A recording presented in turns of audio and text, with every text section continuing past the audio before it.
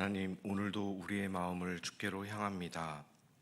말씀과 기도로 깨닫게 하시어 주님과 한 마음이 되게 하여 주옵소서. 주님이 보시는 눈으로 세상을 보고 주님의 긍휼로 세상을 품게 하옵소서. 오늘도 하루의 시작을 이렇게 주님과 동행하기 원합니다. 우리와 함께하여 주옵소서. 예수님의 이름으로 기도합니다. 아멘. 함께 찬송가 322장을 부르시겠습니다. 찬송가 322장입니다.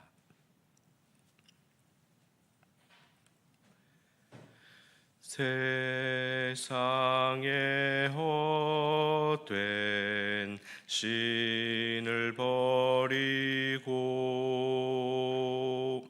하나님 이름 높여 기리세. 온 천하 백성 모두 나와서 다 같이 하나님만 섬기세.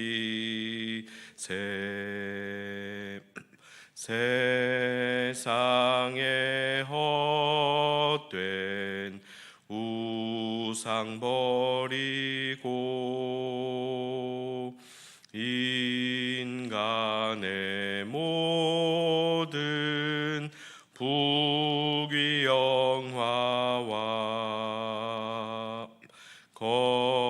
거짓과 불의 모두 버리고 온전히 하나님만 섬기세. 주님의 백성 서로 헤아려 시기와 미움 아주 버리고 하나님만을 홀로 섬기는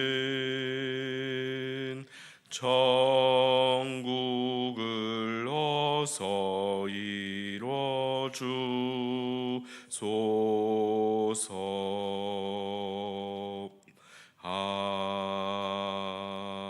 아멘. 오늘 우리에게 주시는 하나님의 말씀은 구약성경 540면 열왕기상 14장 21절 말씀입니다. 구약성경 540면 열왕기상 14장 21절 말씀을 함께 봉독하겠습니다.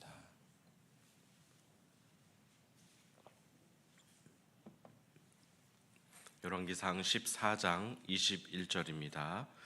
솔로몬의 아들 르호보암은 유다 왕이 되었으니 르호보암이 왕위에 오를 때에 나이가 41세라. 여호와께서 자기 이름을 두시려고 이스라엘 모든 지파 가운데서 택하신 성읍 예루살렘에서 17년 동안 다스리니라. 그의 어머니의 이름은 나아마요 암몬 사람이더라. 아멘. 솔로몬의 영향력은 대단했습니다. 아버지 다윗이 이룬 통일 왕국을 바탕으로 화려한 성전을 지었기 때문입니다. 그러나 그 영향력은 타락하자 가장 극심한 우상 숭배를 불러왔습니다. 먼저 솔로몬 이후 북이스라엘 10지파를 살펴보면 1대 왕 여로보암은 성전이 있는 남유다의 정치적, 종교적 주도권을 빼앗길 것을 두려워하여 베델과 단에 금송아지를 만들었고 레위 자손이 아닌 일반 백성들로 제사장을 삼았으며 하나님이 제정하신 절기를 자기 마음대로 바꾸어 버렸습니다. 그래서 왕이 자기 마음대로 주무르는 어용 종교를 만들어냈습니다. 열왕기상 14장 16절은 여호와께서 여로보암의 죄로 말미암아 이스라엘을 버리시리니 이는 그도 범죄하고 이스라엘로 범죄하게 하였음이니라 하니라. 이렇게 기록되어 있습니다. 하나님과 한 마음이 되어 순종만 하면 왕권만 아니라 대대손손 복을 받을 텐데 참으로 안타깝습니다. 그렇다면 남유다는 멀쩡했을까요? 오늘 본문을 보니 참담합니다. 남유다 두 지파를 다스린 르호보암의 어머니는 비록 이방 여인이었지만 르호보암 자신은 솔로몬의 친아들이죠. 그러나 아버지 솔로몬 때의 죄악을 만회하지 못합니다. 22절을 함께 보시면 유다가 여호와 보시기에 악을 행하되 그의 조상들이 행한 모든 일보다 뛰어나게 하여 그 범한 죄로 여호와를 노엽게 하였다라고 합니다. 여호와 보시기의 관점으로 보니 악을 행했습니다. 그런데 그의 조상들이 행한 모든 일보다 뛰어났습니다. 좋은 일에 뛰어난 것이 아니라 악에 있어서 더 뛰어난 세대가 되었습니다. 몇 가지를 살펴보면 첫 번째, 우상 숭배입니다. 남유다는 예루살렘 성전이 있었음에도 불구하고 산 위에와 모든 푸른 나무 아래에 산당과 아세라상을 세웠습니다. 이것은 성전이 없어서 베델과 단에 금송아지를 세운 여로보암보다 더 큰 죄가 됩니다. 즉 예루살렘 성전에서는 당연히 여호와 하나님께 제사를 하지만 그 외의 모든 지역, 산 위에와 모든 푸른 나무 아래에 산당과 아세라상을 지어 다른 신들에게도 제사를 허용한 것입니다. 우상을 숭배하여 하나님을 버리는 것보다 더 심각한 것이 종교 혼합주의입니다. 여호와도 되고 아세라도 된다는 뜻입니다. 더욱이 22절 첫 단어를 보시면 유다가 유다를 이렇게 하고 부릅니다. 이 유다라는 단어가 쓰여진 것을 통해서 학자들은 르호보암 한 사람의 죄가 아니라 르호보암이 적극적으로 온 백성들에게 우상 숭배를 장려하고 권장했다는 증거라고 말합니다.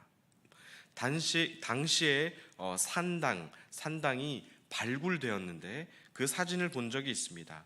네모진 작은 터 안에 두 개의 방이 있고 왼쪽은 아세라를 위한 비석이 세워져 있고 오른쪽은 그보다 조금 더 큰 야훼를 위한 비석이 놓여 있었습니다. 하나만 되고 나머지는 안 된다라고 하면 왠지 답답해 보이죠. 그런데 그것도 되고 이것도 된다고 하면 왠지 개방적인 것 같고 마음이 넓은 것처럼 보이지만 사실 진리의 문제에 있어서 융통성이란 맞지 않는 표현입니다. 진리는 참인가 거짓인가의 문제입니다. 참도 되고 거짓도 되는 것은 없습니다. 지난주에 교회 1층 정문 앞에서 여자 2분, 남자 1분이 한 세트로 정문 앞에서 문을 두드리고 있었습니다. 웬만하면 저희 교회 1층 로비는 그냥 사람들이 들어오든지 사무실에 와서 용건을 말할 텐데 이상한 행동을 하니까 제가 나가봤습니다.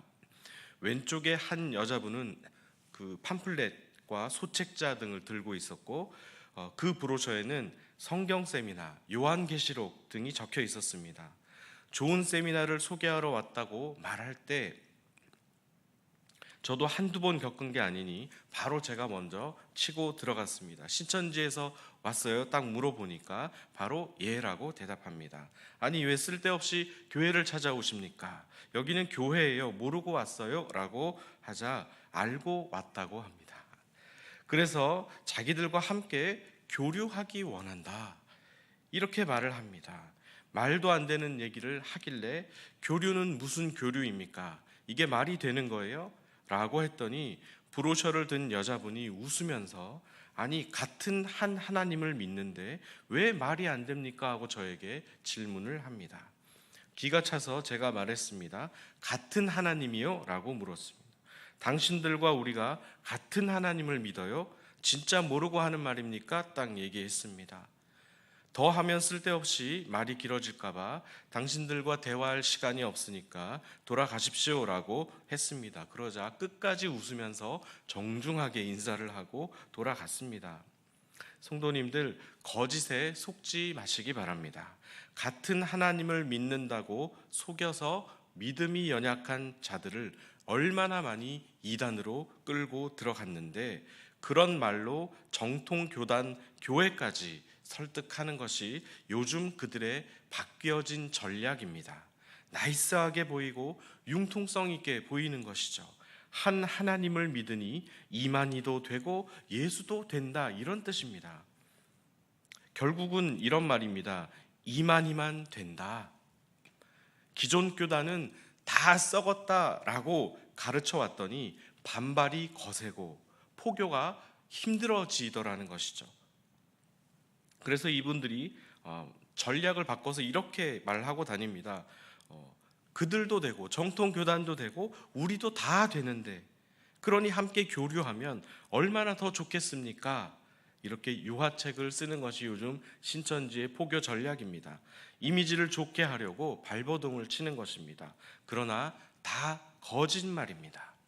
예수 그리스도 외에는 구원 얻을 만한 다른 이름을 우리에게 주신 일이 없다고 성경은 증거합니다. 나는 좀 융통성이 있어 나이스한 사람이야 하고 그들의 말을 듣기 시작했다가는 뼈아픈 후회가 남을 것입니다. 두 번째, 남유다의 타락상은 24절의 표현에 의하면 남색하는 자가 등장합니다. 동성애자를 말하는 것이 아니고 신전에서 종교 의식을 위해, 풍성한 추수를 위해 음행 서비스를 하던 남창을 이렇게 가리키는 것입니다. 그래서 산 위에서 모든 푸른 나무 아래에 산당을 지어서 거기서 어떤 짓을 했는지 우리는 짐작할 수 있습니다.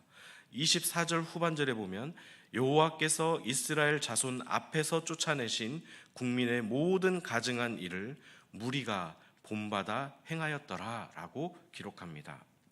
하나님이 애써 쫓아냈는데 백성들이 다시 그 악행을 불러들여서 본받아 행한 것입니다. 개가 그 토한 것을 다시 먹는 것이라는 표현이 딱 맞습니다. 예루살렘 성전이 있으면 무엇을 합니까? 남유다의 죄악이 큰 것입니다. 세 번째는 남유다의 타락상에서 비롯된 결과라고 할 수 있지만, 애굽 왕 시삭에게 솔로몬이 만든 여호와의 성전의 보물과 왕궁의 보물, 그리고 금방패를 다 빼앗겼습니다. 종교 혼합주의의 결과입니다. 르호보암은 금방패를 다 빼앗겼으니 그보다 훨씬 못한 노스로 방패를 만들어 나라를 지켰습니다. 영광의 시대가 끝나고 전쟁과 불안의 시대가 도래한 것입니다. 네 번째는 30절에 르호보암과 여로보암 사이에 항상 전쟁이 있으니라 라고 기록합니다. 안팎으로 전쟁이 끊이지 않았습니다. 두 나라는 서로 경쟁이나 하듯이 우상 숭배하는 일에 뛰어났고 자기의 이익을 위해 동족을 죽이는 전쟁에 몰입했습니다. 어떻게 예루살렘 성전이 있던 남유다가 이렇게 심각하게 타락할 수 있었을까요? 오늘 읽은 본문 14장 21절을 다시 한번 읽어보겠습니다. 21절입니다. 솔로몬의 아들 르호보암은 유다 왕이 되었으니 르호보암이 왕위에 오를 때에 나이가 41세라. 여호와께서 자기 이름을 두시려고 이스라엘 모든 지파 가운데서 택하신 성읍 예루살렘에서 17년 동안 다스리니라. 그의 어머니의 이름은 나아마요 암몬 사람이었더라. 열왕기서를 기록한 사람의 관점입니다. 예루살렘 성읍을 어떻게 표현했는가 하면 여호와께서 자기 이름을 두시려고 이스라엘 모든 지파 가운데서 택하신 성읍이다, 이렇게 표현합니다. 하나님의 명성이 걸린 예루살렘 성읍이 온갖 우상들로 더럽혀졌습니다. 솔로몬 때부터 시작이 되었습니다. 그러나 아들 때에서 더 크게 체급을 키웠습니다. 알만한 사람이 그러면 더 크게 욕을 먹죠. 이렇게 만들어진 산당과 아세라상은 두고두고 백성에게 덫이 되어 백성을 괴롭힙니다. 왕들마다 조금이라도 제정신이 있는 왕이라면 이러한 것들을 없애느냐, 이것이 기준이 되어서 종교개혁의 성패가 나뉘어집니다. 또한 15절에 보시면 그 다음 왕 아사 왕이 그의 조상 다윗같이 여호와 보시기에 정직하게 행했다라고 평가합니다.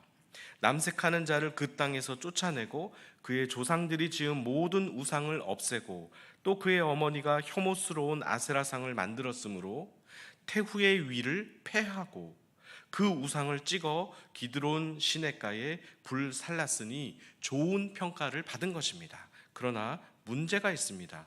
그 다음 구절에 이렇게 표현합니다. 다만 산당은 없애지 아니하니라. 다른 건 지독하게 다 없앴는데 왜 산당은 없애지 못했을까요? 없애기 어려웠던 것입니다. 아니면 백성들이 극구 원하지 않았거나 반발이 심해서 이 민간에 퍼진 종교 혼합주의가 뿌리 깊이 박혀 있어서 근절되지 못한 것일 것입니다. 아사 왕만 그런 것이 아니라 다른 왕들도 비슷했습니다. 다 잘했는데 한 가지 찝찝하게 뭐 하나는 남겨 놓은 것이죠. 율법책을 발견한 요시아나 히스기야 정도 되어야 완전히 없어졌다라는 표현을 씁니다. 결론을 맺겠습니다. 범법 행위를 알고도 막지 않으면 방조죄가 됩니다. 그리고 고의적이고 계획적인 살인은 형량이 아주 무거운데 그 사실을 사전에 알고도 막지 않았다면 그것도 미필적 고의에 의한 살인죄가 적용될 수 있습니다. 음주운전도 그렇고요. 르호보암의 죄가 큰 것은 아버지 솔로몬 때의 죄가 하나님 앞에 무섭다는 것을 아마 알았을 것입니다. 그런데도 더욱더 판을 키운 것입니다. 성전 완공 후 드린 솔로몬의 기도는 모범이 될 만큼 아름다웠는데 그 이후에 온 나라가 타락하고 분열하여 남유다 북이스라엘 할 것 없이 무섭게 우상 숭배의 늪으로 빠져들었습니다. 그렇다면 우리는 어떻게 살아야 할까요? 21절의 말씀처럼 하나님이 자기 이름을 두시려고 택하신 성읍, 우리에게 주신 성전을 잘 지켜야 하지 않을까요? 만약에 그 성전이 교회의 의미라면, 교회의 이름에 누가 되지 않도록 밖에서 우리는 더 잘해야 합니다. 그 성전이 마음이라면 다른 무엇에 우리의 마음을 빼앗기지 않기 위해서 매일 싸워야 합니다. 마음은 하나님의 영이 거하시는 처소입니다. 다른 것들로 채우면 그것이 우리의 주인 행세를 합니다. 하나님이 우리에게 주신 소중한 진리를 지키기 위해서 오늘 하루도 깨어 기도하시고 성령의 인도하심에 순종하시는 복된 성도님들 되시기를 예수님의 이름으로 축복합니다. 기도하겠습니다. 하나님 아버지, 우리의 연약함을 잘 아십니다. 하나님만 의지하지 못하여 다른 것을 의지한 것을 불쌍히 여겨 주옵소서. 내가 퇴로를 열어놓고 하나님이 못하면 내가 나서서 해결한다는 심정으로 살아온 것을 용서해 주옵소서. 주님의 이름이 나의 언행을 통해 평가된다는 사실을 의식하며 주님께 영광 돌리는 삶을 살게 하여 주옵소서. 오늘도 주님 주시는 말씀을 되새기며 하루를 맡깁니다.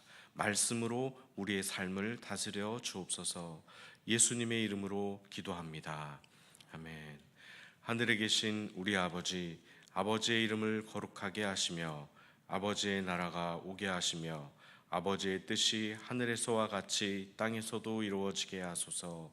오늘 우리에게 일용할 양식을 주시고 우리가 우리에게 잘못한 사람을 용서하여 준 것 같이 우리 죄를 용서하여 주시고 우리를 시험에 빠지지 않게 하시고 악에서 구하소서.